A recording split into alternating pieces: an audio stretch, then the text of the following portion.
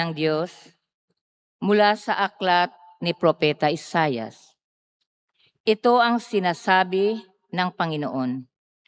Ikaw ay sumigaw ng ubos lakas. Ang sala ng bayan ko sa kanila'y ihayag. Sinasamba ako, kunway hinahanap, sinusundan-sundan. Parang natutuwang ang kalooban ko'y kanilang malaman. Ibig palabasin na ang gawain nila ay matuwid at di lumilihis sa mga tuntuning aking ibinigay. Huwari natutuwang sa aking sumamba at ang hinihingi hatol na matuwid. Ang tanong ng mga tao, bakit ang pag-aayuno natin di pansin ng Panginoon? Nagugutom lang tayo ngunit walang kabuluhan. Ang sagot ng Panginoon, pansariling kapakanan pa rin ang pangunang layunin sa pag-aayuno. Habang ang nag-aayuno'y patuloy na inaapi ang mahihirap. Ang pag-aayuno ninyo'y humahantong lamang sa alitan hanggang kayo-kayo'y nag-aaway-away. Kung ang pag-aayunong ginagawa ninyo ay gayon din lamang, ang inyong pagtawag ay tiyak na hindi ko pakikinggan. Sa inyong pag-aayuno, pinahihirapan ninyo ang inyong sarili. Yumuyuko kayong parang damong hinihipa ng hangin. Nagdaramit kayo ng sako at nahihiga sa abo. Pag-aayuno na ba yan? Akala ba ninyo'y nasisiyahan ako riyan? Ito ang gusto kong gawin ninyo. Tigilan na ninyo ang pang-aalipin. Sa halip ay pairalin ang katarungan. Ang mga api palayain ninyo at tulungan. Ang mga nagugutom ay inyong pakanin. Patuloyin sa inyong tahanan ang walang tirahan. Yaong mga tao na halos hubad na ay inyong paramtan. Ang inyong pagtulong sa mga kasama ay huwag tatalikdan. At kung magkagayon, matutulad kayo sa bukang liwayway. Hindi maglalaot, gagaling ang inyong sugat sa katawan. Ako'y laging sa inyo. Ililigtas kayo at iingatan kahit saang lugar. Sa araw na iyon, diringgin ng Panginoon ang dalangin ninyo. Pag kayo'y tumawag, ako'y tutugon agad. Ang salita ng Diyos. Salamat sa Diyos. Diyos ko, iyong tinatanggap, pakumbabat, pusong tapat. Diyos ko, iyong tinanggap, pakumbabat, pusong tapat. Ako'y kaawaan o mahal kong Diyos. Sang-ayon sa iyong kagandahang loob, mga kasalanan ko'y iyong pawiin. Ayon din sa iyong pag-ibig sa akin. Hugasan mo sana aking karumhan. Dalisayin mo ang aking kasalanan. Diyos ko, iyong tinatanggap, pakumbabat, pusong tapat. Ang pagsalansang ko ay kinikilala. Laging nasa isip ko at alaala. Sa iyo lang ako nagkasalang tunay. Ang nagawa ko'y di mo nagustuhan. Diyos ko, iyong tinatanggap, pakumbabat, pusong tapat. Hindi mo na nais ang mga panghandog. Sa haing sinusunog, di ka nalulugod. Ang handog ko, O Diyos, na karapat-dapat, ay ang pakumbabat, pusong mapagtapat. Diyos ko, iyong tinatanggap, pakumbabat, pusong tapat.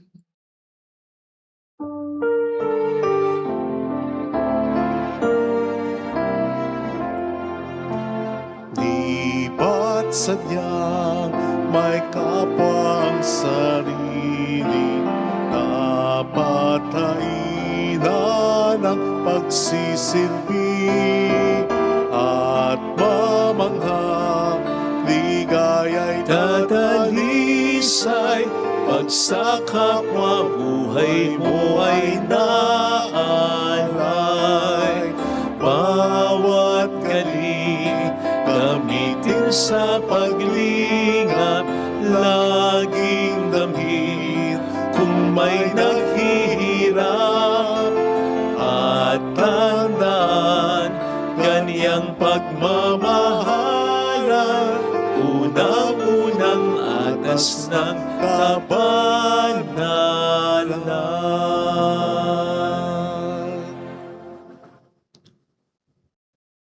Sumainyo ang Panginoon. At sumaiyo rin. Ang mabuting balita ng Panginoon ayon kay San Mateo. Papuri sa iyo, Panginoon. Noong panahong yon, lumapit kay Jesus ang mga alagad ni Juan Bautista at ang wika, "Malimit kaming mag-ayuno, gayon din ang mga Pariseo. Bakit po hindi nag-aayuno ang inyong mga alagad?" Sumagot siya, "Maaari bang magdalamhati ang mga panauhin sa kasalan habang kasama nila ang lalaking ikinasal? Kapag wala na siya, saka pa lamang sila mag-aayuno?" Mga kapatid, ang mabuting balita ng Panginoon. Pinupuri ka namin, Panginoong Hesukristo. Welcome sa Our Lady of Lazaret Quasay Parish, kung saan ayos lang pong umiyak.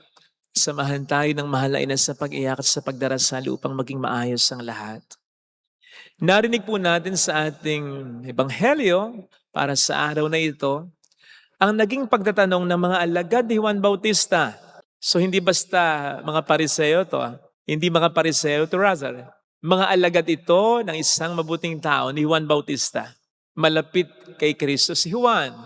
So pwede nating sabihin, malapit din ang mga taong ito o hindi ba ang mga taong ito kay Kristo? Simply put, nagpapakabuting tao.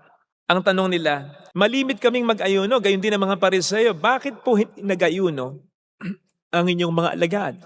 Inulit ko po ito para sana'y napansin ninyo na posibleng hindi inosenteng tanong ito.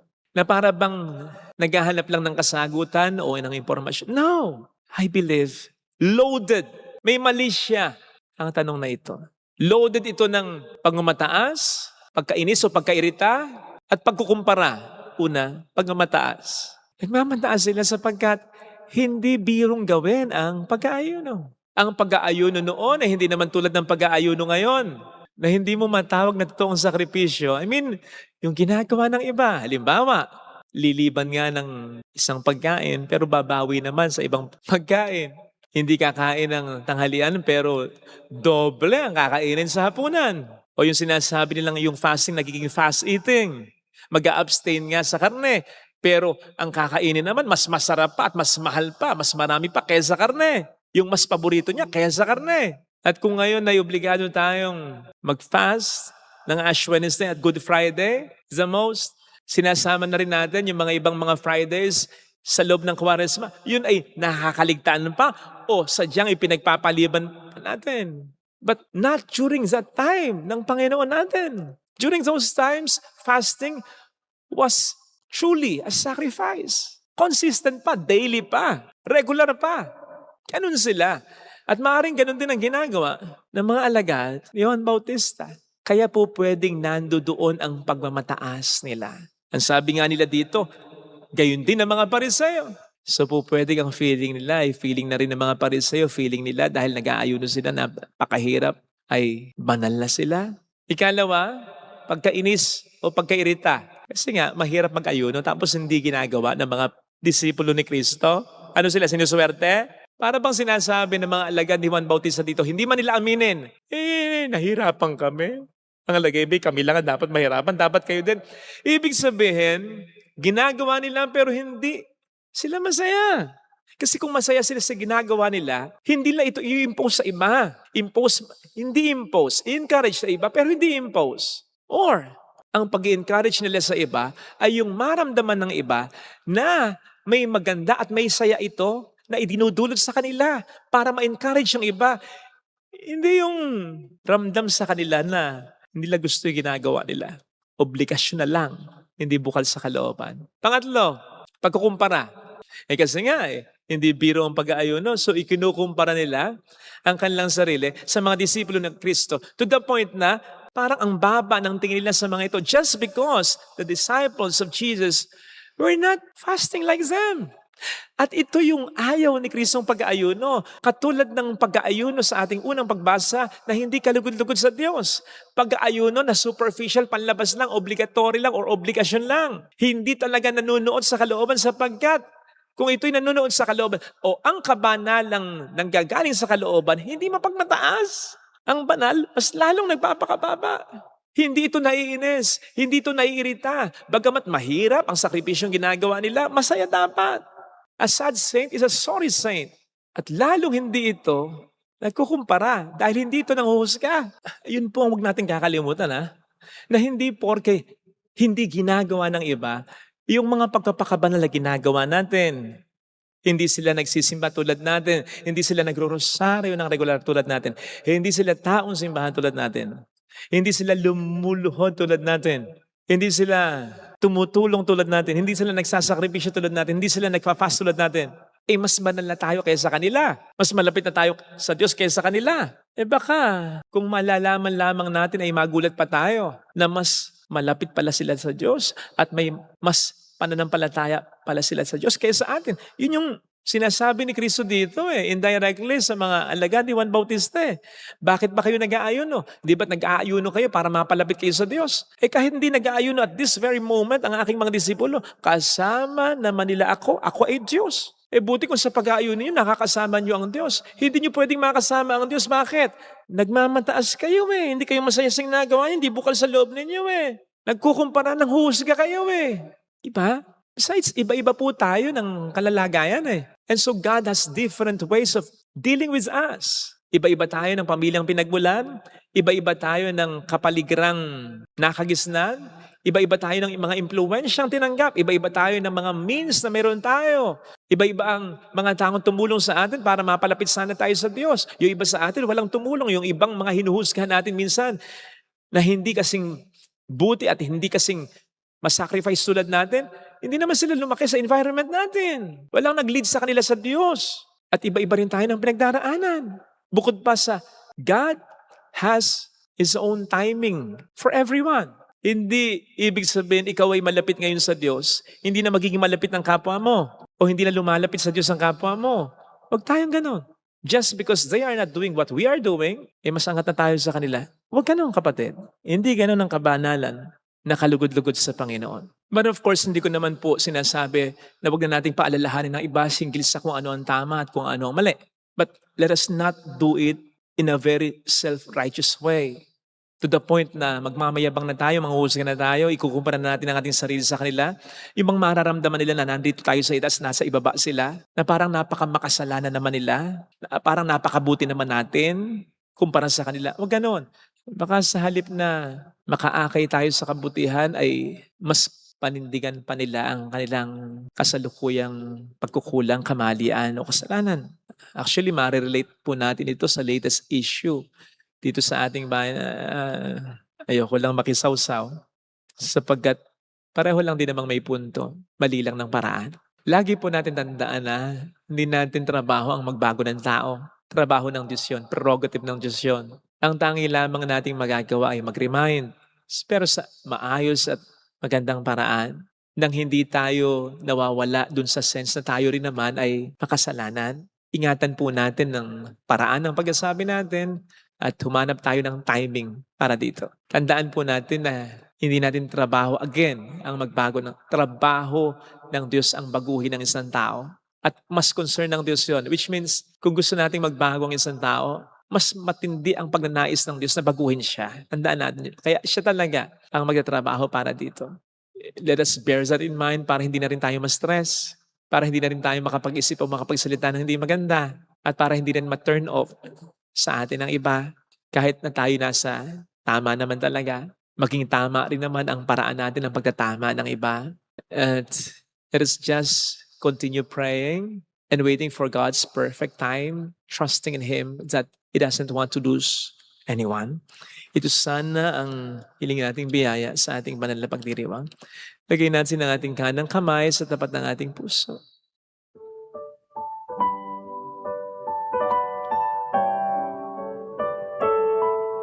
Awitin natin. Alam kong may magagawa ang Diyos.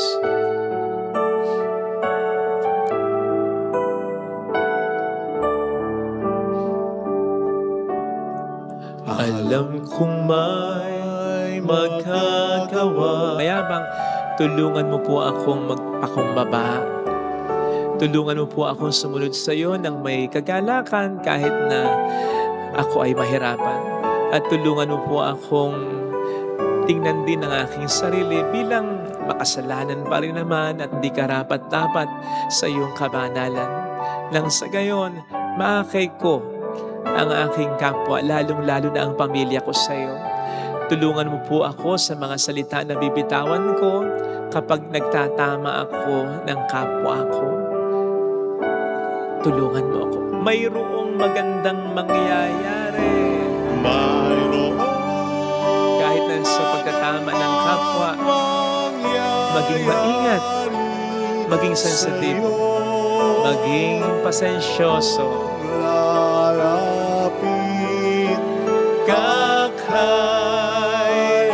Hindi mo trabaho ang baguhin siya. Paalalahanan mo lang. Hayaan mo lang Diyos ang kumilos. Paalalahanan mo basta sa maganda. Tamang paraan. Hindi mo kinakailangan magsalita ng hindi maganda.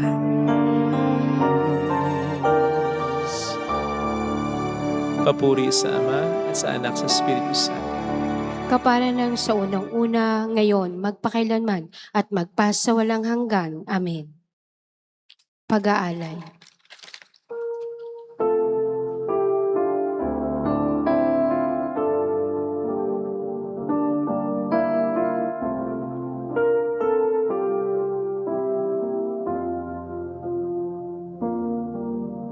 Sa'yo, Ama, aming handog ang tinapay at alak na ito, handog ng iyong bayang sumasamo, humihingi ng patawad mo.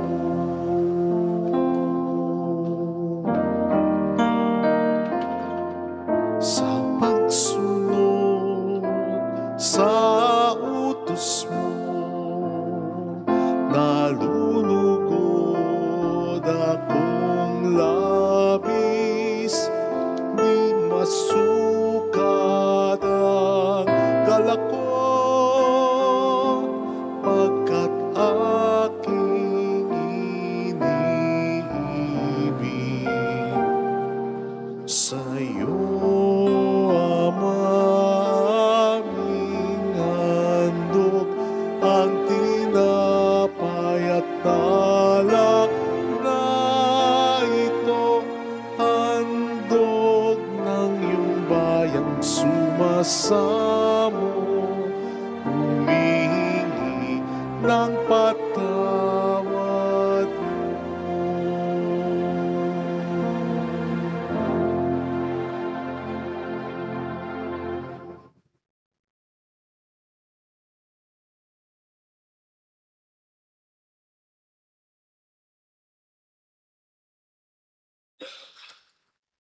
Manalangin tayo, pang ating handog ay maging kalugod-lugod sa Diyos namang makapangyarihan. Tanggapin nawa ng Panginoon itong paghahain sa iyong mga kamay, sa kapurihan niya at karangalan, sa ating kapakinabangan at sa buong sambayanan niyang banal. Ama naming lumikha, maging kalugod-lugod nawa sa iyong aming paghahain upang sa iyong pagtataguyod ay pabanalin nito ang aming pamumuhay at ipagkamit kami nito ng iyong awa at kapatawaran sa pamamagitan ni Jesucristo, kasama ng Espiritu Santo, magpasa walang hanggan. Amen. Sumainyo ang Panginoon, At sumaiyo rin, itaas sa Diyos ang inyong puso at diwa. tinaas na namin sa Panginoon. Pasalamatan ng ating Panginoong Diyos. Marapat na siya ay pasalamatan. Ama naming makapangyarihan, tunay nga pong marapat na ikaw ay pasalamatan. Sa pamamagitan ni Jesucristo na aming Panginoon, binibigyan mo kami ng pagkakataong upang ganapin ang paghahanda ngayon para sa pagdiriwang ng muling pagkabuhay. Kaisa ng iyong anak na minamahal, aming inilalaan ang panahon, talino't yaman para ganapin ang iyong kalooban na ang kapwa-tao ay lubos na damayan. Sa pagdiriwang namin sa aming pagsilang bilang mga kaanib ng iyong sambayanan, kami iyong pinagkakamit ng katayo ang ganap sa pagtatangkilik. Kaya kaisa ng mga anghel na nagsisiawit ng papuri sa iyo ng walang humpay sa kalangitan, kami nagbubunyi sa iyong kadakilaan. Santo, Santo, Santo, Panginoong Diyos ng mga hukbo, napupuno ang langit at lupa ng kadakilaan mo. O sana sa kaitaasan, pinagpala ang naparirito sa ngalan ng Panginoon. O sana sa kaitaasan. Ama naming banal, ikaw ang bukal ng tanang kabanalan. Kaya't sa pamamagitan ng iyong Espiritu gawin mong banal ang mga kaloob na ito upang para sa amin ay maging katawan at dugo ng aming Panginoong Hesukristo.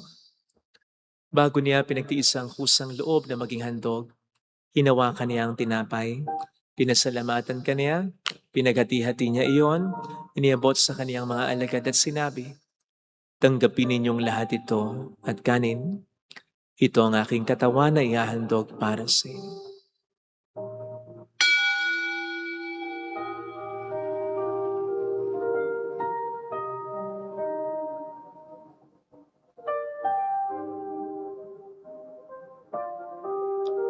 Gayun din naman ang matapos ng hapunan, nawakan niya ang kalis.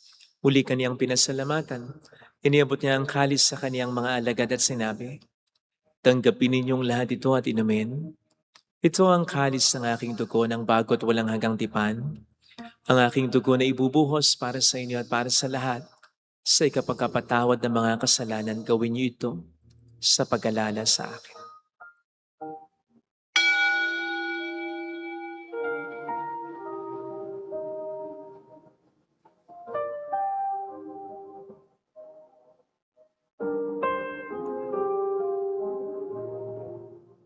Ang misteryo ng ating pananampalataya. Si Kristo'y namatay, si Kristo'y nabuhay, si Kristo'y babalik sa wakas ng panahon. Ama, ginagawa namin ngayon ang pagkalaala sa pagkamatay at muling pagkabuhay ng iyong anak.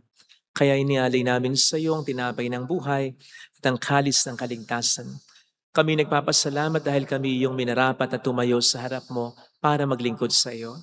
Sinasamo namin kami na magsasalo sa katawan at dugo ni Kristo ay mabuklod sa pagkakaisa sa pamamagitan ng Espiritu Santo. Ama, lingapin mo ang iyong simbang laganap sa buong daigdig, puspusin mo kami sa pag-ibig. Kaisa, ni Leon na aming Papa, ni Dennis na aming Obispo at ng Tanang Kaparian. Alalahanin mo mga kapatid naming nahimlay na may pag-asang sila'y muling mabubuhay, lalo ng aming mga ipagdarasal. Saglit nating pagdasal ang ating mga kakilala, minamahal na iyong Mama.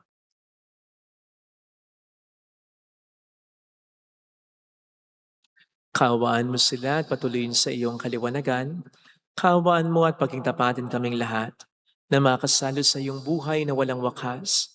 Kaisa ang mahal na Birhen ng Lazaret, ang ina ng Diyos. Isanusay ang kabiyak ng kanyang puso. Lahat ng mga banal na namuhay dito sa daigdig ng kalugod-lugod sa iyo. May pagdiwang naman namin ang pagpupuri sa ikararangal mo sa pamamagitan ng iyong anak na aming Panginoong Hesukristo.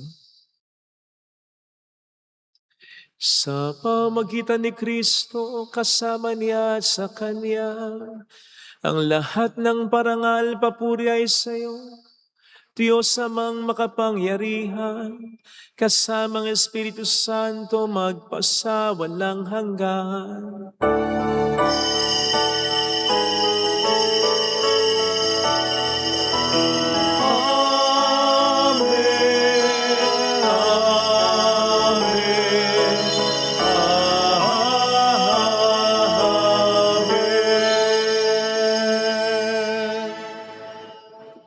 Tumawag tayo sa Ama.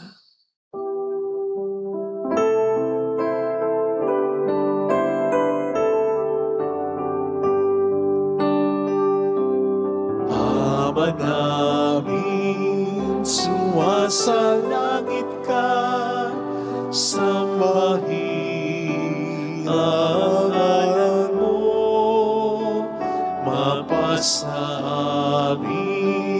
ang kaharian mo, sundin ang loob mo dito sa lupa para ng sa langit. Bigyan mo kami ngayon ng aming kakanin sa araw. At patawarin mo kami sa aming mga sala, para ng pagpapatawad namin sa nagkakasala sa amin. At huwag mo kaming ipahintulot sa puso, at ihadya mo kami sa lahat ng masama. Iniling namin kami adiya sa lahat ng masama, pagkalooban ng kapayapaan araw-araw, iligtas sa kasalanan, samantalang aming pinaghahandaan ang dakilang araw ng pagpapahayag ng tagapagligtas namin si Heso Kristo. Sapagkat iyo ang kaharian, ang kapangyarihan, at ang kapurihan magpakailanman. Amen. Panginoong Heso Kristo, sinabi mo noon, sinasabi mo rin sa amin ngayon, kapayapaan ang iniiwan ko sa inyo. Ang aking kapayapaan ang ibinibigay ko. Tunghayin mong aming pananampalataya, huwag ang aming pagkakasala. Pagkalooban mo kami ng kapayapaan at pagkakaisayon sa iyong kalooban, kasama ang Espiritu Santo magpasa walang hanggan. Amen. Ang kapayapaan ng Panginoon ay sumainyo nawang lahat. At sumaiyo rin. Magbigayan tayo ng kapayapaan sa isa't isa. Kapayapaan po. Peace be with you. Kordero ng Diyos na nag-aalis ng mga kasalanan ng sanlibutan, maawa ka sa amin. Kordero ng Diyos na nag-aalis ng mga kasalanan ng sanlibutan, maawa ka sa amin. Kordero ng Diyos na nag-aalis ng mga kasalanan ng sanlibutan, ipagkaloob mo sa amin ang kapayapaan.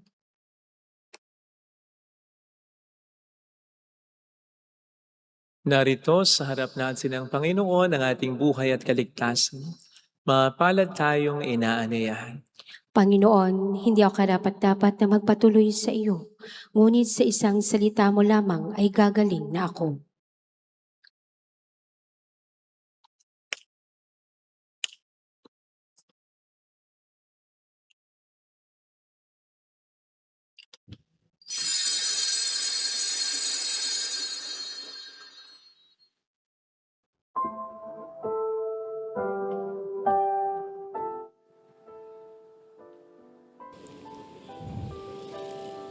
Panalangin para sa espiritual na pakikinabang. Panginoong Hesus, ako ay naniniwala na ikaw ay nasa kabanal-banalang sakramento. Iniibig kita ng higit sa lahat at ninanasa kong tanggapin ka sa aking kaluluwa. Sapagkat sa mga sandaling ito, hindi kita matatanggap sa sakramento. Tumuloy ka sa espiritu sa aking puso. Niyayakap kita na parabang naririto ka na. Inaalay ko ng buong buo ang aking sarili sa iyo. Huwag mong hayaang mawalay ako sa iyo. Amen. Pinag-isa ng may kapal sa diwa ng pagmamahal. Tayo ngayon'y nagdiriwang. Ang Diyos sa may nananahan, sa may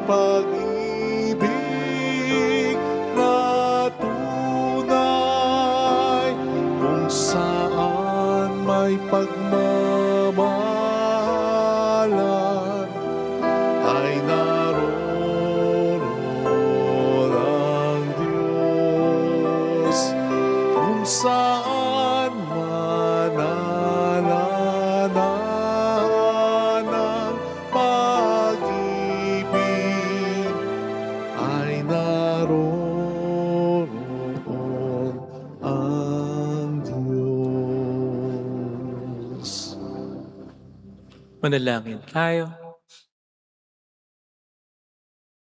Ama naming mapagmahal, sa aming pag-asalo ngayon sa iyong banal na piking, naway makapakinabang ang buong pagkatao namin upang ang iyong kaligtasang dulot ay aming kamtin at ang kagalingang kaloob mo ay ganap na tamahasayin. Sa pamamagitan ni Jesucristo kasama ng Espiritu Santo magpa sa walang hanggan. Amen. Holy God, Holy Mighty One, Holy Immortal One. Have mercy on us and on the whole world. Holy God, Holy Mighty One, Holy Immortal One. Have mercy on us and on the whole world. Holy God, Holy Mighty One, Holy Ha- Immortal One. Have mercy on us and on the whole world. Jesus, King of Mercy, We trust in you. alalahanin. Alalahanin o mahal na Birhen ng Lazaret, ina ng pag-asa. Ikaw ang nagpapaalala sa aming magbalik loob sa Ama. Ito ang nagpapatunay na ang kagandahang loob mo'y nananatiling busilak. Sa pag-aaruga mo sa amin, tungkulin mo'y tinupad. Sa paanan ni Kristo'y itinuring mo kami, mga tunay mong anak. Kaya ninanais mong ni isa'y huwag mapahamak. Maging sa iyo walang tigil na pananalangin, pati luhay pumatak. Huwag namang mawalay ng saysay ang iyong paghihirap. Hiling nawa namin sa iyo o aming inang liyag, na matapos ang pakikibaka namin sa mundong ito, sa pananatili naming tapat kay Kristo, sa kapurihan mo'y makibahagi kaming ganap, upang kung nasaan ka ngayon ay maparoon din kaming lahat, at ang kaganapan ng kaluwalhatian ng Diyos sa may tuluyang matupad. Siya nawa. Mahal na Birhen ng Lazaret ay kapagkasundo ng mga makasalanan. Ipanalangin mong walang patid kaming mga dumudulog sa iyo. Marami pong salamat sa inyong pakikisat sa mga tulong na binibigay po ninyo. Nagiging dahilan para makatulong din po tayo sa iba. Salamat po. Sumainyo ang Panginoon. At sumaiyo rin. Pagpalain kayo kasama ng ating pamilya na mapagmahal na Diyos, ng Ama at ng Anak, ng Espiritu Santo. Amen. Kumayo tayo sa kapayapaan ni Kristo. Salamat sa Diyos. Salamat din.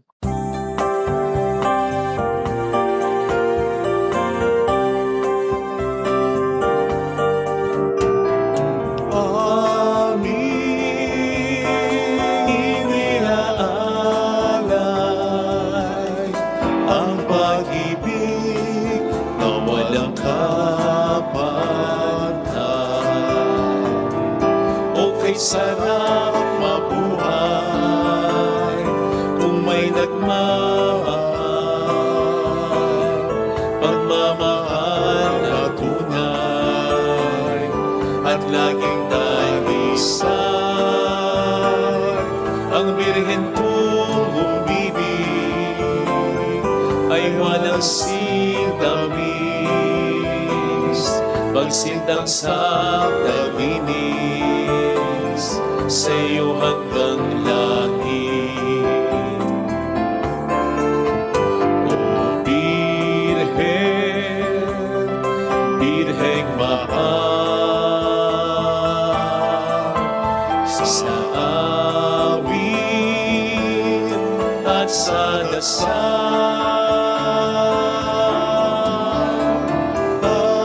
Amin.